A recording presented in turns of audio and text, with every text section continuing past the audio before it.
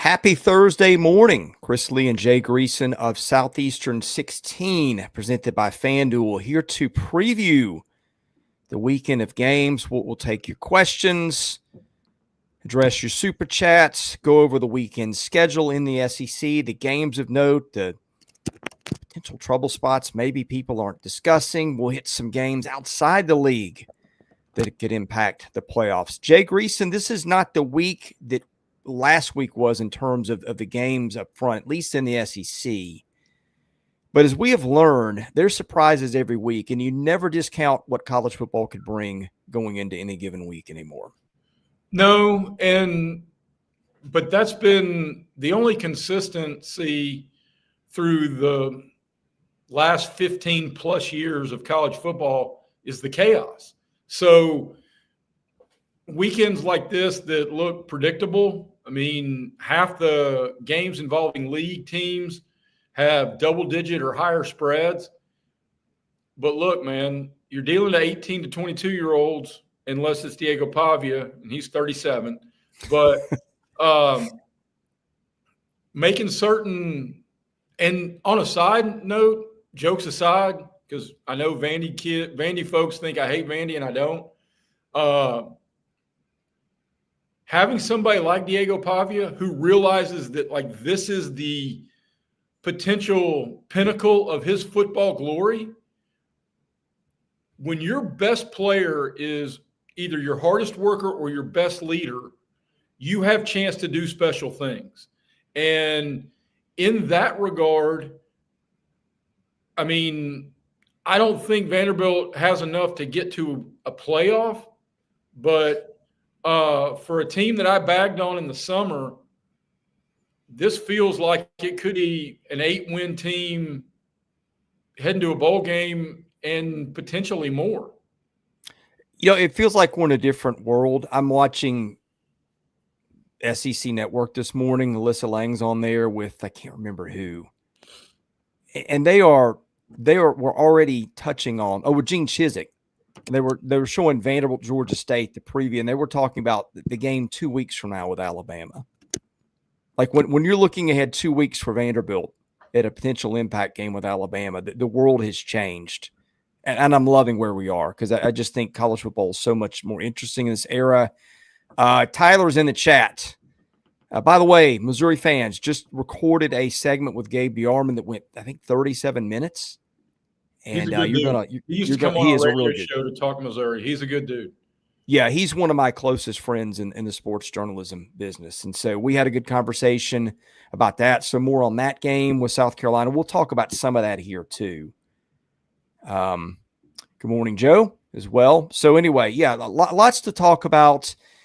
You know, the marquee matchup this weekend, obviously in the league, would be Auburn at Oklahoma. Do you want to start there? I know we got some significant injury news potentially there, or do you want to go somewhere else to lead off the morning? I'm happy to start anywhere, and we can hop back around. I know we've got a lot of fans from both of those schools. I will say this, and I know you're going to break down the injury report. It's been a hot minute since my timeline is filled up with so much social media back and forth between these two fan bases who are slinging it at each other. Yeah.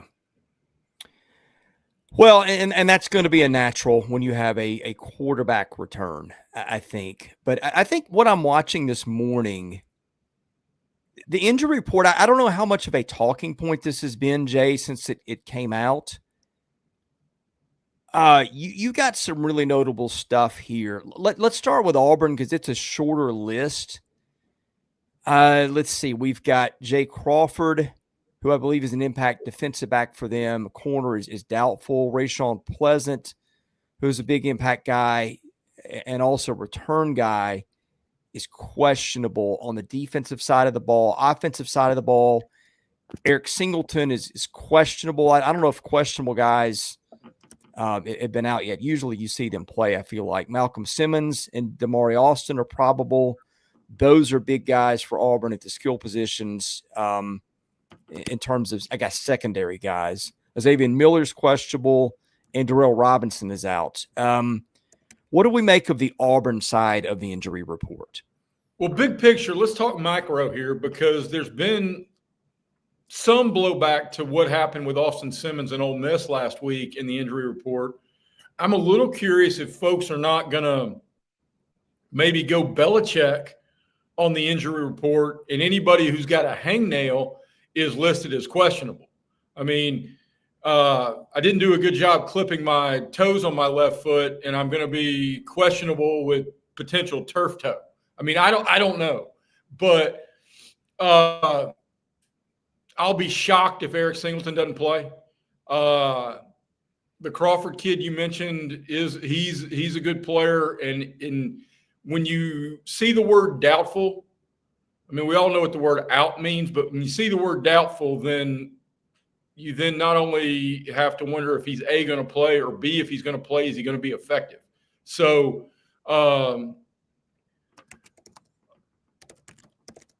look,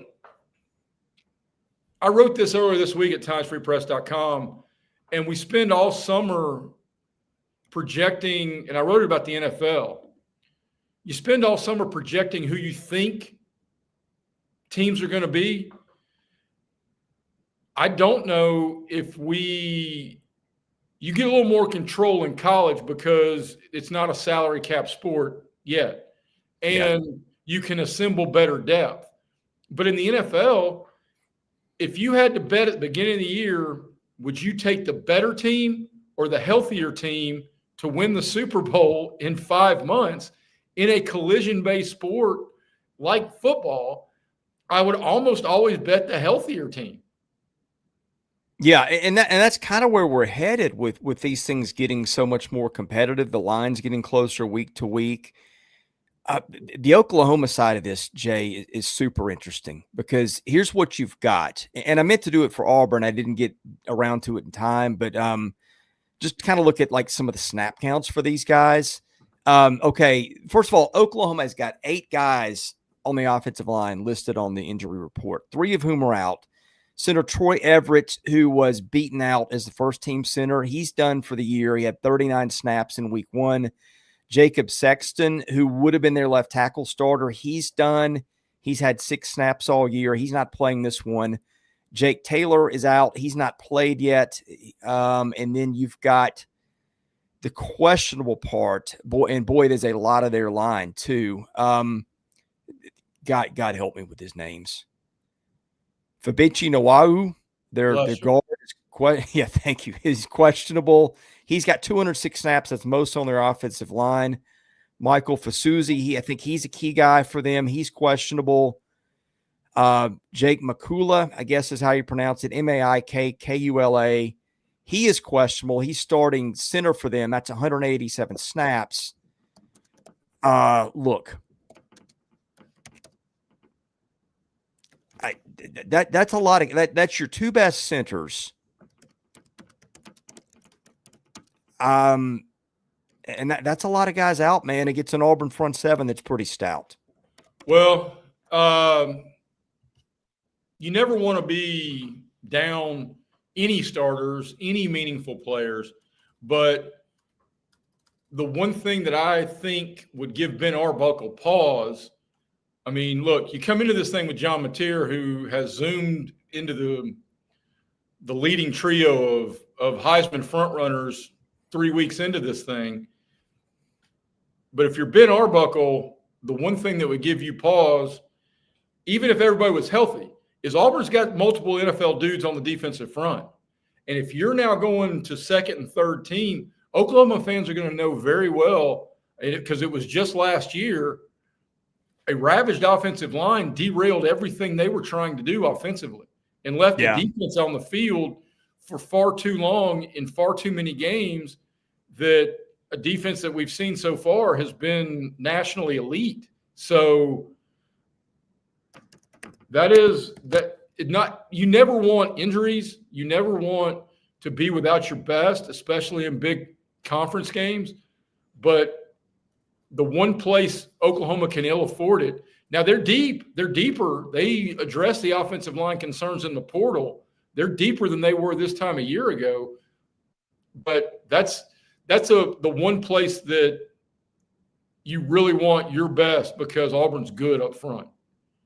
Yeah, and sometimes it's the number that starts to pile up, right? When you get eaten into your depth, again, 2 starting centers or your best 2 centers being out could be an issue. Now, like you brought up, how is somebody with a hangnail going to be listed as questionable? If I see a guy questionable or probable, I'm probably going to presume they play, but how healthy are they? How effective they can be? Those are questions. And for the Sooners, other places too, Giovanni Gibson is doubtful at receiver. I think they can handle without that one. Defensively, they've got Eli Bowen is doubtful. He's a big-time safety for them. I think the other ones, they got a couple of defensive linemen questionable. Marvin Jones, I think, would be a loss for them. But, yeah, I mean, the injuries are really piling up already in Norman. And I think, to me, the key here, or one of the keys, is, like, how many of these guys that are questionable and probable play? Because I think it feels like Oklahoma can maybe – they've already built in some of that, like at left tackle, where they've had a starter out all year, so they're used to that a little bit. But, man, if a lot of these guys that are listed on the questionable or probable specter here are out, then that this could get hairy for Oklahoma in a hurry because of the matchup, as you mentioned, against a pretty salty Auburn defense. Well, one of the things, and Sofix beat me to the punch here, is a lot of those injuries, they've been playing other guys. Right. I mean, like you said, one guy is done for the year after 6 snaps. Well, he no longer would be the starter. Now he may be. Right. So it's not like they're bringing in an entire new offensive line just for this game. They've had guys get snaps, and they played a Michigan front also littered with NFL dudes and had success. So, but I mean, for my dollar, I mean, Michigan doesn't have Keldrick Falk. I mean, yeah. So, and this is going to be, and we can debate semantics. We can talk about how great Mateer has been. I mean, and he has been. He's been tremendous. He could go into the transfer Rushmore. I mean, he honestly has got. I don't think he's the athlete. I don't know who is, but he's got Cam Newton transformational powers in a 1-year transfer type of opportunity, especially with that defense. Thank you, Drew. Did you get an email from a whole lot of people here in Chattanooga who think I'm a moron? That's fine. But the entirety of this game, and Oklahoma can win this game in a variety of ways. The storyline of this game is Jackson Arnold's return. Yeah. Their passing game, I mean, everybody's got a different opinion on it. Okay. I look at the yards per attempt so far. It's not been great, which it wasn't for him a year ago too at Oklahoma, although again, consider the circumstances. But they've got weapons, as we know. And there's been some talk in the chat that Auburn has not really had to open it up with the passing game or shown what it can do yet. And again, Oklahoma's got a key safety out too, it appears, in this one, which is, I think, probably significant. I think that's the question. How much has Auburn kept in reserve that is capable of doing? Is it a lot better than what we've seen so far? Or is Auburn about to unleash a whole different thing that we haven't seen? Well, I hope they start by trying to establish Jeremiah Cobb and Jackson Arnold running the football, because it's been successful. Auburn hasn't played a defense anywhere close to as good as Oklahoma is. But I don't want, dear Lord, man, Auburn gift wrapped that game to Oklahoma a year ago by trying to be cute in the passing game, and it turned into a game-deciding pick six. So be who you are and who you think you should be. Now, Do I want them to find ways to get Cam Coleman and Eric Singleton involved? Absolutely.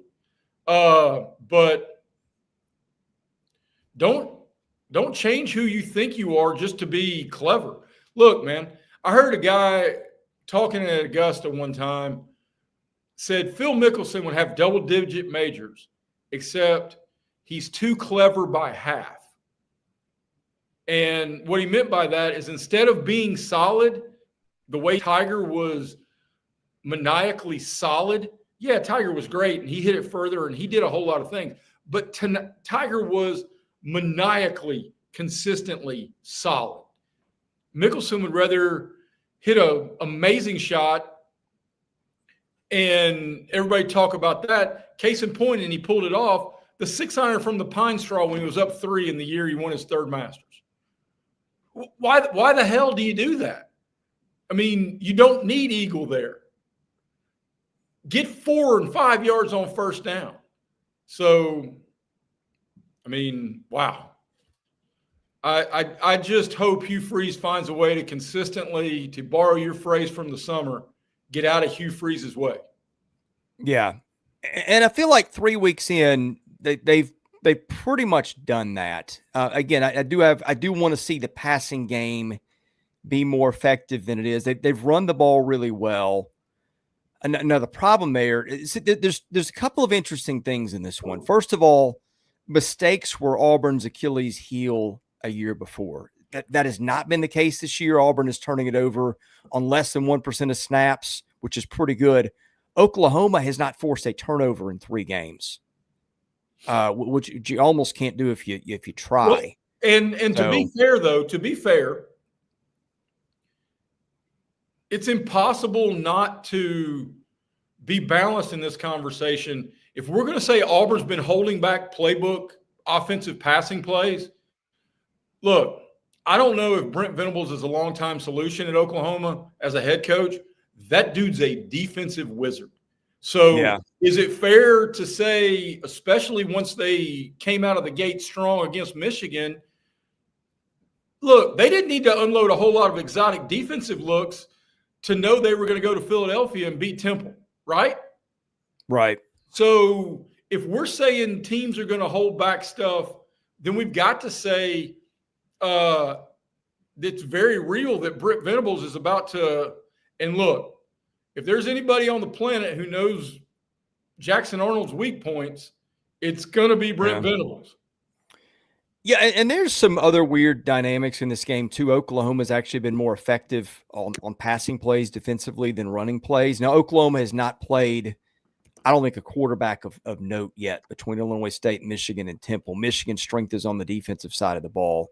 And again, that Baylor game, I go back, if you watch the game flow, just lended itself to running. And then neither of the other 2 teams that Auburn's played were going to be great litmus tests for the passing game, which again concerns me a little bit that Auburn couldn't throw the ball more effectively against some of those teams. But hey, sometimes you see teams that sandbag it a little bit. You know, Georgia wasn't exactly overwhelming against Auburn. I mean, against Austin Peay before, and then you saw what happened in Knoxville last week offensively. So that's why I'm anxious just to get to this one. All the talk, all the hypotheticals. Neither team has really played. I mean, I guess the most comparable games that have been played for Auburn, it would be Baylor, but it's not at all comparable on the defensive side of the ball. And for Oklahoma, it would be Michigan, but it's the same in reverse. I think Michigan's defense is really good. Now, maybe the top-end talent, I don't know if they've got a Falk, but I think Auburn's offense is going to be better than Michigan's was, where they're breaking in a freshman quarterback in Norman. So really, I mean, I think you can safely say for both sides, Jay, we haven't seen either in this spot. No, we haven't. And huge ed for Oklahoma be at home. That place is going to be salty. I have way more interest in this game. And I know game day was in Norman for the Michigan game, so they don't like to double dip unless it becomes absolutely mandatory. But I have way more interest in this game than Florida at Miami. And I don't think I'm alone. And yes, everybody who's familiar with us in the chat knows where I went to school. So, of course, I have way more interest. But this game, look, the winner of this game emerges in – the winner of this game will go from plus 250, 260 to be a playoff team to probably close to plus 120 in a gambling vernacular. Yeah. That with that said, both teams have got a lot of toss-up games ahead, which is a reason you definitely want to get this one. But next game I've ranked these into tiers. Okay. The must-watch games I think are Auburn and Oklahoma. That's my number one. Number two, I've got Florida at Miami. I think the Gators have still got a lot in reserve, and Miami's a potential playoff team. So we're going to get to that one next. The other tiers of games, we'll touch on all these in one form or fashion. South Carolina at Missouri is in that next best tier of games. I think right now Missouri is clearly the better team. I think the first two games I could argue who wins them. Right now I have a difficult time doing that with South Carolina going to Missouri, but we'll see if LaNorris Sellers is well. Even if he is well, I think Carolina's got a lot of problems outside his health. I've got Arkansas at Memphis, Tulane at Ole Miss. That's my next best tier of games. And then the snoozers, although there's things of interest with each of these, I think. Sam Houston State at Texas, Northern Illinois at Mississippi State, Georgia State at Vanderbilt, UAB at Tennessee. And then we've also got some national games of interest that I think are going to have a playoff impact we may hit at the end. But let's go Florida, Miami. Hey, man, Florida's still got the talent to do this. It has played horribly in two games, which it lost. And Florida is responsible for losing those games because it was its mistakes that beat it. But you saw Florida's season turn around at some point last year. And boy, Miami would be a spot that I think if you're a Gator fan, you would love it because you got a chance to really put a dent in the season of one of your arch rivals. You would, and calm down the masses on, look, man, after back-to-back losses to South Florida and LSU,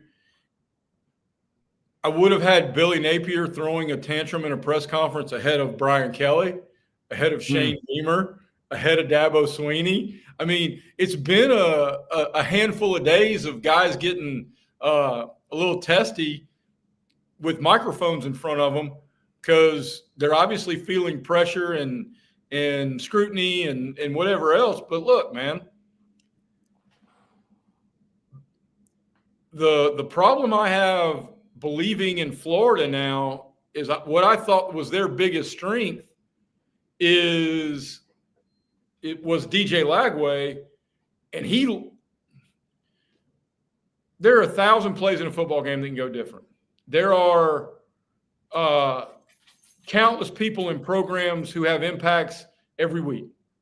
So I'm never going to say one guy lost a game. I didn't say the Tennessee kicker lost last week's game. I don't believe that. But it's going to be downright impossible to win a football game, especially on the road and definitely in this league if you throw 5 picks. How concerned are you about their offensive line? They've given up so many tackles for loss. I mean, they may have a first-round left tackle, first-round center. It's and a lot of experienced guys are those other positions too, Jay. I mean, it's kind of inconceivable that they could play, maybe as badly as they have so far. That's one that you can look at two ways, right? When your offensive line is not playing well, that's a concern. But I think we've also seen potential for it to play a lot better. And boy, you're going to have your hands full with Reuben Bain in this one. Yes. And it's doubly critical about those concerns up front because Mario Cristobal has built Miami into very much what he saw Nick Saban build. They've got NFL dudes across both line of scrimmage. So that where Florida had success slowing down Garrett Nussmeier and limiting LSU's offense to 13 is because they exploited an offensive line up front and flummoxed LSU. They're not going to be – it's a taller task to go to Coral Gables and get through that offensive line. Trust me. Yeah. And Miami has found something. Carson Beck is playing better than he did a year ago. They have a running back in Mark Fletcher, who's very good, probably one of the more talented guys in the country. They found a freshman receiver in week 1 against Notre Dame. It does feel like the talent is starting to fall into place for Miami a lot more than it was a couple of years ago. Anyway, we've talked about a lot of stuff. Obviously, the key is you've got to get DJ Lagway right again. And I'm a little concerned because, like, he was the analogy that you used earlier with Phil Mickelson is kind of what he was last year, right? Like, they average over 10 yards a throw, but I think he was 14-9 in touchdowns to picks. So there were some mistakes in there too. And the problem is last week you saw more of the bad than you did the good with the 5 picks. You did. And the backbreaker was the one that turned into a pick 6, which honestly, that one wasn't cute. That was a terrible read. That was whether he got confused or whatever else. But we're now getting to the point where DJ Lagway, you got to be the dude. You can't have terrible reads. Peyton Thorne has terrible reads. I mean, you can look, man. We knew Florida's schedule was hard, but nobody had on their bingo card 1 and 2 about to go Miami, Texas, Texas A&M. Yeah, and if you just beat South Florida, I don't think this is a big deal. My concern with Florida is that's the one that's going to stick with them. Now, you did say something that I disagree with earlier. You talked about throwing the tantrum, the coach that you would have had on the money line to do it, being Napier first. I get what you're saying because of the circumstance, right? But have you watched any given Saturday yet? The portions with him in it? I'm about 8 episodes in, I think. Have you seen the Billy Napier ones yet? Yes. I actually came away impressed with Billy Napier. Yeah, I did too. I think that's the one thing that gives me hope. Like you saw him, the only time he got emotional throughout that and all of his appearances that I've seen was when he talked about his father passing. Right. I think they showed him. I don't know if the scenes were like him actually listening to the talk shows or they just overlaid them. But I mean, he was getting barbecued, and he just kind of stayed even keeled. And they took their season back at the end and won a lot of big games from the midway point of the season on. That is the one thing that gives me hope in Florida. I do think that, first of all, they returned about as many guys on that 2 deep from last year as any team in the SEC, which points to me to culture and believing in the coach that you're playing for when those guys don't hit the portal. That's number one. And number 2 was just the way that he's able to handle it and process it and not get dragged down by all the stuff. I mean, there's still enough talent there for them to go to Miami and do this. Yeah. I mean, it's the talented roster that a lot of people thought was going to be a sleeper in this league and make the cocktail party interesting. And this is an unbelievable stretch. Yeah, I did. Mario Cristobal is an offensive line coach for Saban at Alabama. So, yeah, I did say that. If you want to look it up, knock yourself out. So, well, and here's another thing. Okay, Mario Cristobal has had his fair share of brain farts through the years too. Well, and that actually gives me as much hope as a Florida fan as anything. Is he's gotten glossy-eyed in big games, whether it was on the West Coast, and even in Miami. I mean, it kind of made that opener and that comeback against Notre Dame really feel like a turning point. Look, I know where Mario Cristobal went to school. I mean, I get it. I'm just saying the way he's built this team is very much like how Alabama was built. So, yeah, man, I love how chippy our comments are today. No kidding. He's gotten a little chippy. All right. Anything else on Florida, Miami? The line is down to what? Isn't the line down to like 3 at FanDuel? What time? What time's the game on this one? They're listed in order of kickoff. I think that is a what? That's a 6:30 game. So let me go to the end here because I think that isn't that another one. The line is bounced a little bit this week too. I'm surprised to hear it could be down as it's 7.5 on FanDuel, brother. Because if you were right about it being 3, I was about to go. I got a son who's a senior in high school, and I was about to go bet his first year tuition on Miami -3. Yeah, I might too. Is there? Maybe I was just dreaming that up. Maybe that's not been one of the lines that's bounced. There's been a couple that I may have confused that with another one. Let me know in the chat if that one's bounced around. But anything else on that one? Are you ready to move on to the next tier of games? No, I'm 100% ready. Okay, let's talk the Battle of Columbia's. You know me, I love this Missouri team. I think it is probably the most slept on team in the conference, maybe nationally so far. Now, again, strength of schedule has been an issue, but just the eye test with him, that is one that's delivered. I know the talk is on LaNorris Sellers and whether he can play or not, or whether he will play. But I have a lot of concerns about South Carolina with or without him. I mean, look, they played Luke Doty last week, who has been a starter for them and has been in that program since at least 2020. So my concern is whoever your quarterback is, the Gamecocks have had just all kinds of fits protecting him. Nick Harbor has not been the All-American level Nick Harbor I think that people had hoped. I think their running game is solid, but I've just got a lot of questions about South Carolina. And I think the defense has been good, but it's not the talent-laden one that it was a year ago with all those dudes going to the NFL.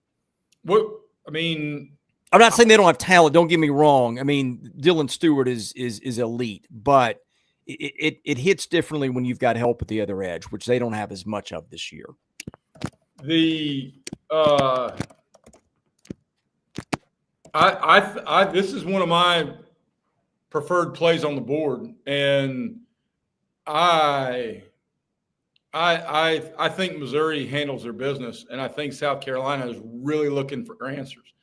Because, look, if you're Beamer, you go into this week's news conference, instead of blowing up, you just say, hey, we're just trying to get our quarterback healthy. Hats off to Vandy. I mean, yeah, you want to speak to your fan base. You want to speak to your roster through the media a lot of times, and Saban was the best at that. You don't get all bristly because this is a huge game for South Carolina because, look, we still have 3 weeks in questions about whether South Carolina can replace some dudes like Rocket Sanders because the transfer running back certainly hasn't. We have questions whether they're going to replace those star-studded dudes across the line of scrimmage on the defensive side, and to this point they haven't.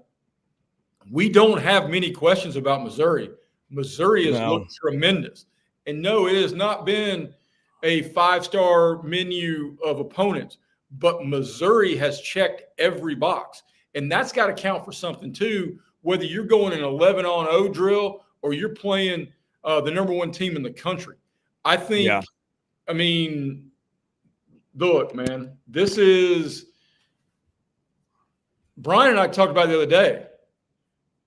Missouri, what they've showed through 3 weeks or 3 games and the schedule in front of them, get them at plus money potentially as a playoff contender, and you're going to feel pretty good about it in a couple of months.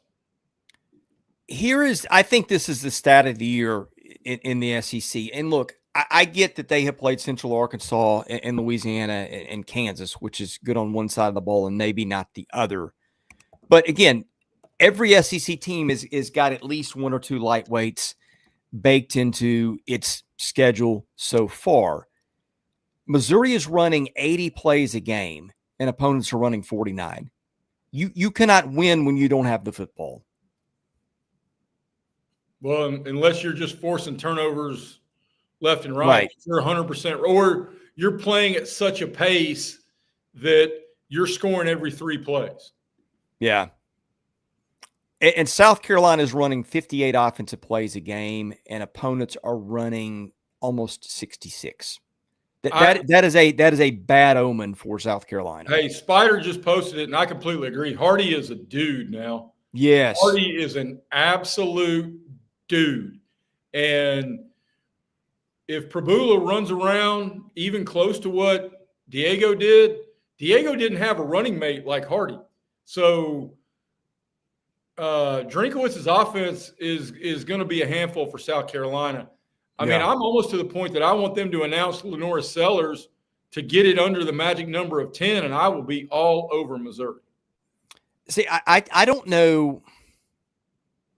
I'm not going to say it's not going to matter, okay? Because like LaNorris Sellers fully healthy is an elite quarterback when it is clicking for him. Everybody knows that. I just question that he's there. I mean, the hit, it wasn't even really a hit. Langston Patterson just kind of pulled up and, I mean, there was contact, but the way Sellers came out of the game immediately, Jay, like he just went straight to the sidelines. And as somebody pointed out, Gabe Yarman pointed this out. We did the thing about Missouri that will air this afternoon. How many guys, like the concussion has been the talk with him. How many guys have you seen that have a concussion that come back out later, stand on the sideline amidst all the noise and flashing lights? That's not common procedure, is it? No, it's not. And so I think it's something else. Ribs have been talked about. The way he came out and the contact he takes, I think that physically, I think there's got to be some other impediment to him throwing the ball, and he's taken a lot of hits, Jay. He has taken a lot of hits, and they've put him in. Look, when you've got one dude, you lean on that one dude, and until Nick Harbor starts delivering on his immaculate talent level, it is South Carolina offense rises and falls with LaNorris Sellers. Anything else on that one, or are you ready to move on to Memphis? Hey, you're the point Arkansas. I'm a volume shooter. Yeah, well, I've said all I can say on that one. Do we think that either Memphis, which has got a home game with Arkansas, or Tulane, which goes on the road to Ole Miss, either of those underdogs with the big shot to win, in your opinion? Not overly. I will be later today on the Southeastern 16 Twitter account. I'm going to give my SEC picks. Rule 1 of Fight Club is we don't talk about Fight Club. And, of course, Rule 2 of Fight Club is we don't talk about Fight Club. But talking about Fight Club, I'm 5-0 through 2 weeks against the number. So, and I had somebody in here saying I'm here for Greeson for my retirement portfolio. I greatly appreciate that, and I hope to continue it. But both of these are in contention because I think both of these games will be played well into the 30s. Both offenses in each game have a lot of potential. There are a whole lot of good quarterbacks in these matchups, and I think there's going to be a lot of points. I don't think either one turns into an upset, but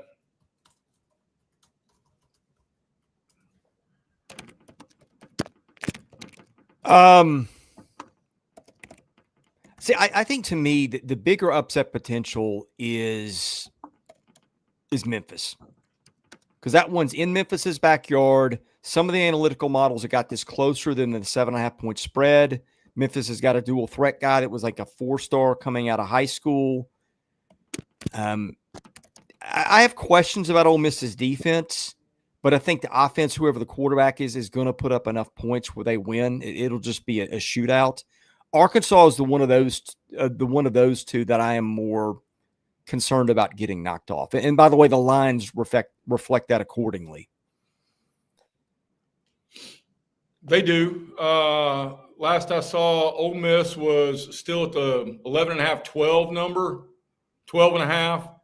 And then Arkansas is a little tighter than that. But I think traveling to Memphis, I won't be shocked if it's a 50-50 home crowd. Yeah. Well, and like Memphis in particular, like both teams have something to play for, right? Tulane and Memphis are two teams in that if we made a list of, I don't know, a half dozen. Tulane's currently favorite on if you're going where I think you're going. Yeah, with the group of five. Yeah. And Memphis would be top 5 in that list, probably. Does FanDuel have odds on that? They do, but they only have odds listing down on – I'd have to check all the group of 6 conferences. Okay.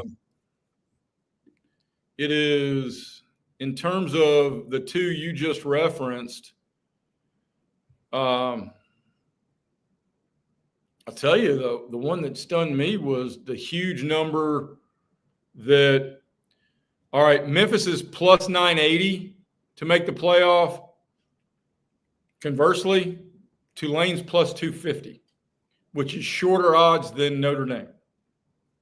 And Tulane's unbeaten too. It's knocked off so far Northwestern, and Duke. South Alabama, and Duke. One of the few teams in the country that's already got 2 wins over Power 5 teams. Power 4, excuse me. But yeah, I mean, I think your contention list for playoffs. I don't think the MAC's going to get it. You'd be looking at Toledo or Ohio. I don't think they're going to be. I don't think Conference USA is going to be there. That's probably Western Kentucky at this point, I guess. I think the American is where you go. South Florida, Memphis, Tulane. And is Navy? Where's Navy now? Are they in the American? I forget. And I think that's it. But if Navy's not in the American, and they are, then they really need to realign. I mean, how can Navy not be in the American Conference? Yeah. that would be a travesty. Notre Dame or Army's independent, right? I think Army is still independent. Yes. Yeah, I think we got 3 or 4 independents, unless you consider the Pac-2 a conference. But anyway, all right, we're getting sidetracked. Yeah, I think Arkansas is the one of the 2 that I'm more concerned about. I guess for Ole Miss, what do we think we see at quarterback this week? From Arkansas or just from Ole Miss. From Ole Miss, who's it going to be? From all the conversations I had, and when we had this talk last Thursday, I shared with you that I had heard that Austin Simmons had not taken first team reps. And look, Trinidad Chambliss, he didn't have to apologize to anybody about how he played last week. That was tremendous. What did he throw for 363? And I think Ole Miss finds a way to win this game regardless. And if you know you're going to need Austin Simmons down the road, why rush him back? I mean, this isn't like the LaNorris Sellers situation where, I mean, I'm certain Luke Doty's going to have a whole bunch of great stories about his time in South Carolina, but I don't see any way South Carolina can win without LaNorris Sellers. I think there are plenty of ways that Ole Miss wins, whether it's Trinidad Chambliss and Austin Simmons. So unless he's 100%, why rush him? Yeah, I'm not as worried about the quarterback situation at Ole Miss because of what Chambliss did. The defense is what I'm worried about. It gave up 359 to Kentucky 2 weeks ago and 526 to Arkansas last week. And I think the Kentucky game might have bothered me more, honestly. Absolutely. I think Arkansas is going to score a lot of points, but Kentucky, I'm just not sure. I think that's the worst offense in the league. And for the most of the game, it was Calzada. I think Kentucky's offense is going to get better the more that the redshirt freshman's in the lineup. But it's one. Hey, look, man, it's one of those things that it's why I'm on the over, because it may take 45 points for Ole Miss to cover 12. Yeah. I think for Ole Miss, yeah, I mean, somebody was like, man, you guys have been bagging on Ole Miss. I think I just see so many teams in this league, Jay, where I really like what they have on both sides of the ball. For Ole Miss, I really like what they have on offense, but I've got a lot of questions about the defense. And to me, that's a separator in them and some of the other teams. That I may be proven wrong, and they may go out and win every game, 48-45. That is possible. But that's kind of where I stand on Ole Miss right now. I just think that defense right now is probably bottom 4 in the league. I agree with that. Yeah. Okay. What else have we got here that we have not hit? The snoozers, you got Sam Houston at Texas, Northern Illinois, Mississippi State, Georgia State at Vanderbilt, UAB at Tennessee. The obvious one here would be Georgia State at Vanderbilt by virtue of Georgia State having beaten Vanderbilt a year ago. I think it's going to be a different story in Nashville. To me, the one that I'm watching overwhelmingly is Sam Houston in Texas, not because Texas is going to lose this game. I think it is something in the neighborhood of a 40-point favorite, but Arch Manning, like if you can't show something against Sam Houston, then we've really got issues here, which they already do, but that's not going to make you feeling better coming out of the week after the UTEP performance when he threw 10 straight incompletions at one point. Look, and yeah, they've had a week off in the Sam Houston fighting Sam Houstons, but they're the Bearcats, I believe. They are. I think it's spelled with a K, right? It is. They're 0-3. And they've allowed 116 points to the power trio of Western Kentucky, UNLV, and Hawaii.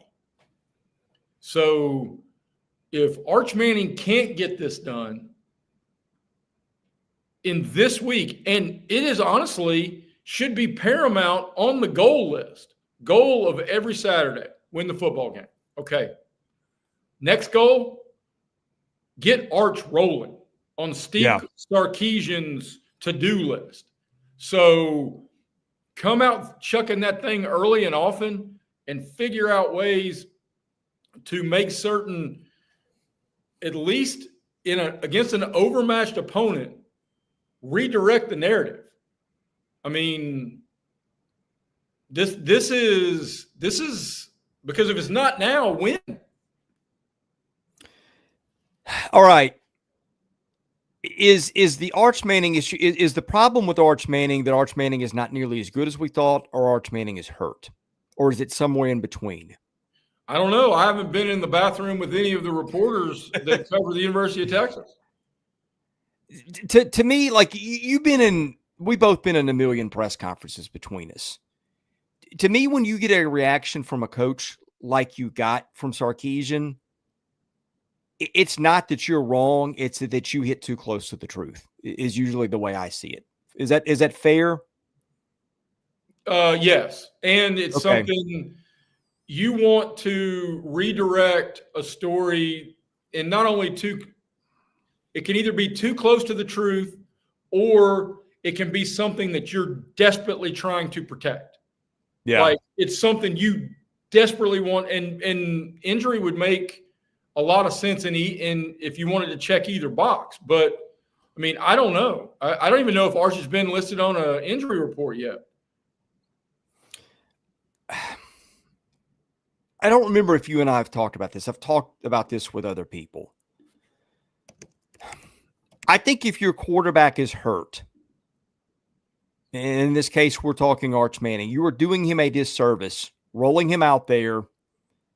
If injury is a big part of this, and then letting him taking a public beating and this narrative develop that Arch Manning isn't any good. And I can understand why you might want to protect that information. Let's say that there's a particular part of his body that's hurting. And let's say that you think that your upside with Arch Manning hurt is bigger than it is with who's their backup. Is it Michael Caldwell? Caldwell's last name was I think a Sun Belt transfer. I want to say from Troy, who was a part-time starter. Maybe your stance, if you're Steve Sarkisian, is okay, this guy hurt is better than the other guy healthy, and we're going to ride it out and make the best of it because that's the only chance you've got. But if the truth is somewhere in the middle, I think you're doing Arch Manning a huge disservice by rolling him out there every week, making him play through an injury that clearly he is not playing through very well. If that is the case, letting him take the beating rather than resting him, giving him a chance to heal. And, oh, by the way, Texas has a bye week next week. The only drawback I can see is if you do that and you say, you know what, you're right. Arch was hurt all along. Either you're so egotistical that you can't admit it, that you went after a reporter in those circumstances, which I don't think would be the case, or are you really worried about that info getting out there and that making your guy more vulnerable? Other than that, I don't see why he's playing right now if he is hurt. Yeah, but we don't know. I mean, and there's a whole lot of things in the portal era that you have to manage here. You've got to play your cards on the best way you see your hand unfolding. And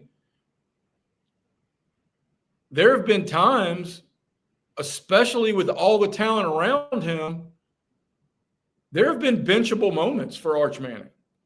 I mean, you look at what happened to Carolina last year in the NFL, where Bryce Young, who was their number one, round one pick of a couple of years ago, got benched. I mean, I don't know if that necessarily is something that needs to happen. And I'm not even saying that. And I don't have any idea about the injury. What I am saying is currently it's not working. And I think if you run if Sark scripts first 15 plays, I think 13 of them need to be passes. Because look, Sam Houston's not going to do squat against that Texas defense. So you've got a completely blank canvas in front of you to paint this however you want to. And what you really want to paint is Arch takes his shoulder pads off in the locker room and you're up 42-0, and he's 22 of 26 for 280 and 4 touchdowns. Yeah. I mean, they're giving up 39 a game. If not now, then when do you bust out as an offense? Nobody, the running game is not really helping them either. So, okay, the other two games here, Jay, we've got Georgia State at Vanderbilt. I think the worst thing to happen to this year's Georgia State in some ways might be beating last year's Vanderbilt, because I think they'll have their attention. We'll see. Georgia State's got some athletes. Ted Hurst is one of them. TJ Finley is playing for his 6th or 7th team. So there's that one. I think Northern Illinois, Mississippi State, potential look-ahead spot for State with Tennessee next week. That's a game that folks in Starkville have circled for a long time.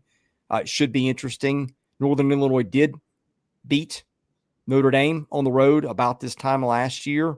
I think State wins it, but if you're looking for things to be concerned about, the look-ahead spot is there. And then UAB Tennessee, which I think will be the least interesting game of the day, because I think, look, if you're going to lock down a bet this weekend, Josh Heupel beats these kinds of teams like the Drum. They're 38.5, 39. No, and I would bet you it ends up being more, up to 40. Well, whatever the number is, I think it's going to be more than that, because that's just what they do. Well, I can understand that, especially for a UAB team that gave up 42 to Alabama State. Yeah. Anything else in these other games before we get some national games? No, I think we're good. And pay attention to your social media. I'll have my couple 3 SEC picks that our buddy Graham will post later today. Yeah, people are weighing in on Oklahoma. Hey, we spent 20 minutes going over Oklahoma and Auburn at the beginning of the broadcast. So check that one if you haven't. All right, I'm going to throw a few things at you, Jay, because, hey, stuff outside the league is going to impact the league when it comes to playoff time. I'm going to give you some matchups here. I'm going to pay a couple of bills, and then I'm going to let you react on the other side of that. All right, games that I have circled of interest. Utah at Texas Tech, Michigan at Nebraska, Indiana at Illinois, SMU at TCU, maybe NC State, which is unbeaten at Duke, and just for Purposes of could the coach get fired immediately if he loses this one? Tulsa at Oklahoma State, which is just awful under Mike Gundy. I'll let you come up with what you want to hit on the other side. First, a reminder, we're brought to you by GameTime Sidekicks, officially licensed stainless steel drinkware, all SEC schools, 350 other universities, stainless steel sippy cups, tumblers, 40-ounce bottles, and shaker cups. SE16 gets you 20% off your entire order at GameTimeSidekicks.com. ROKFORM, ROKFORM.com. It is the world's strongest magnetic phone case, extreme protection, super strong magnets, rock lock secure mounting. September is the busiest month of the year with the new iPhone release. SEC 25 gets you 25% off your entire order at ROKFORM.com. Jay, I know you're a big fan of ROKFORM and GameTime Sidekicks. You're also a fan of this next one, too. That's HOVI Dry Goods, because, man, do they make really good hats. I know you've got your Auburn hat that you really enjoy. HOVI is your new favorite hat. Look no further than HOVI hats for high-quality headwear with great fitting, unique designs. Use promo code USC. That's in honor of South Carolina, which caught the bad beat last week. They were our bad beat team of the week. They lost quarterback LaNorris Sellers in a loss to Vanderbilt at home. USC gets you 15% off your order at HOVIDryGoods.com. That is HOVI is the way you spell that. All right, Jay, back to the games here. What in that slate of non-SEC games caught your attention? I am a big believer in Utah. I think they are exceedingly well coached, and their quarterback is a lot better than any of us realized. I think Nebraska wins at home. The last line I saw was I think it's 2.5, maybe. 2.5 is what it was this morning at FanDuel. I think you got the wrong team favored. I think Nebraska is the underdog. Really? Yeah. So I think they win that game outright. And, I mean, I think if you're an SEC fan, it becomes a real interesting proposition on how you watch out-of-conference games because, yeah, Michigan's a 2.5-point favorite at Nebraska. No kidding. Okay, Yeah. I wouldn't have expected that. The SEC fans everywhere should hope Michigan runs the table because then the Oklahoma win looks better. Whether Oklahoma wins the SEC or however it plays out against that gauntlet of a schedule. But same with a game that you didn't mention, and it has a whole lot of SEC implications in both directions. Arizona State plays at Baylor in a real intriguing game to me. Yeah. And both of those teams each could contend for the Pac-12 or Big 12 championship, but both of them have SEC losses to SEC teams. I don't know about Michigan, if I agree with that. I get where you're coming from, okay?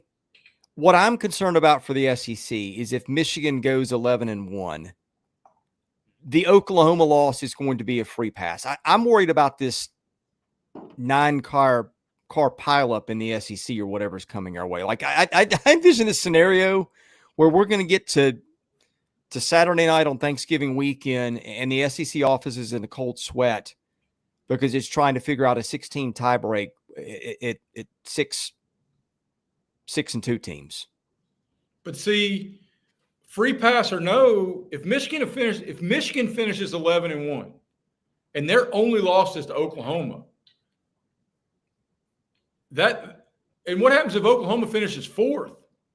And you're going to have to take multiple Big Ten teams, but their only loss was to the 4th place team in the SEC.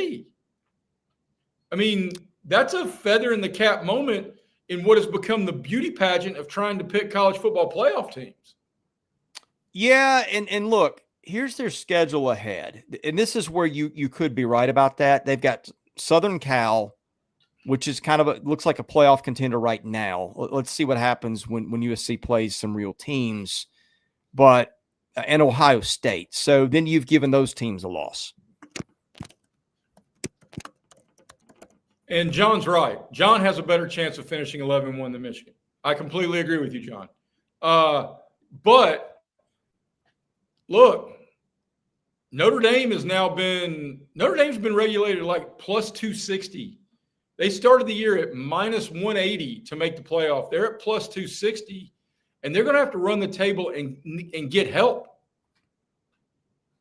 to get in the playoff now without a conference championship game. So as a handicapper and as a gambler, I never look at so-and-so the Pythagorean theorem of sports analysis doesn't work.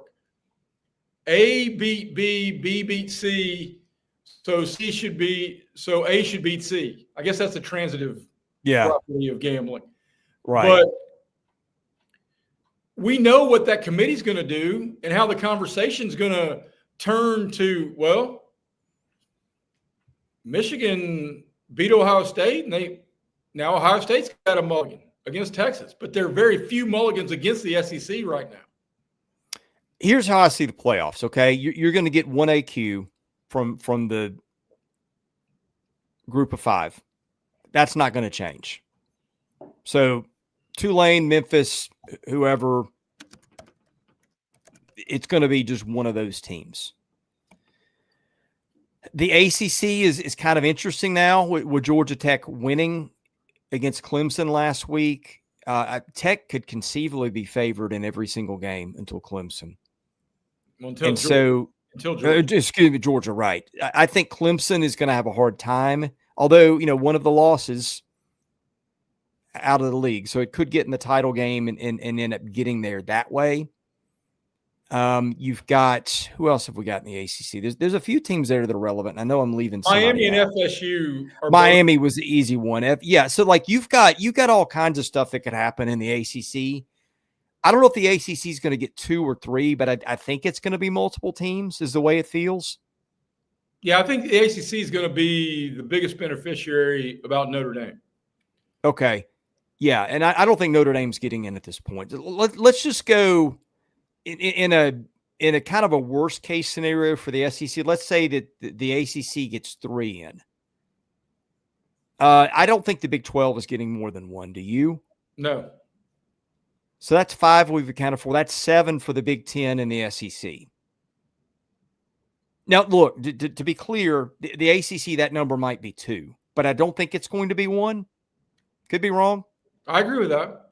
And the ACC, like the Big 10, the FSU win over Alabama is probably going to age. Yeah, that's where I was going to go next. So we're either looking at 7 or 8 for the Big 10 and the SEC.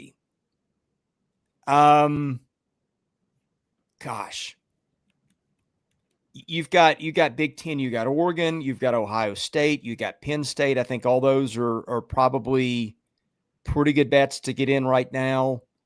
Notre Dame losing last week, I know not Big 10, but that was a big help to everybody else. You've got Southern Cal out there. You've got Indiana. You got potentially Michigan. You've got potentially Nebraska if it wins this game. You got potentially Illinois. So we're looking at 1, 2, 3, 4, 5, 6, 7, 8 teams from the Big 10 that are in that conversation. And that's if somebody like Washington or Iowa doesn't jump up and do something. I think Iowa probably a long shot with losing to Iowa State already.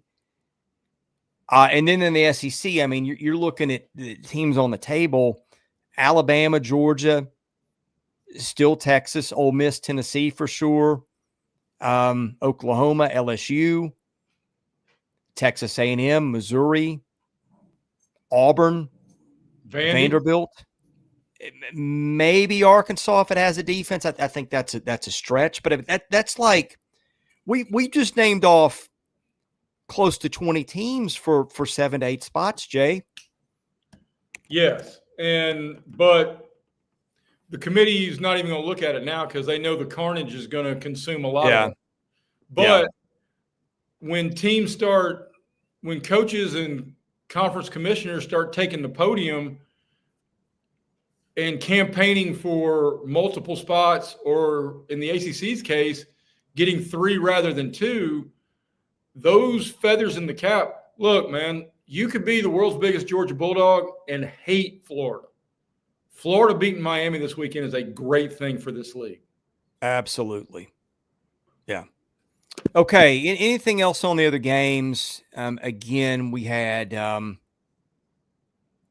Utah at Texas Tech, Michigan at Nebraska, Indiana at Illinois, SMU at TCU. It could be an elimination game for SMU potentially. They've already lost. They lost. Yeah, although that's a non-conference game. So like you still got the get into the title game as a path. Yeah. So SMU in the ACC, which still seems weird as hell to me. I was going to say that, wait, that's a Big 12 matchup, but no, it's not. And then NC State at Duke, just in case NC State, which is 3-0, pulls off a run of games. So yeah, Duke's going to have to win the conference after losing at Tulane. Yeah, yeah, and then you've got Mike Gundy watching Stillwater for whatever that's worth. Which I'm not in favor of firing a coach at this point of the year with the portal rules. Well, and we didn't even get into that. We may have to address that next week, that they've done away with the spring portal. Yeah. But I mean, you had Virginia Tech and Southern Cal, not Southern Cal, UCLA guys could go in the portal after their coaches left, which I think is a great way to wreck a season and set your next guy up for failure. But what do I know? It's time to go. Yeah, it is. Any parting thoughts from you, Jay Greeson? Thanks for the back and forth today. And for you Oklahoma fans sticking around. And some guy said I glaze Auburn, and whatever the kids say these days, I guess that's what he's trying to allude that I'm an Auburn homer. I'm really not. I'm just trying to be transparent where I went to school. Win or lose, I will not be in the Saturday reaction show this week because I will be coaching a travel softball tournament all day.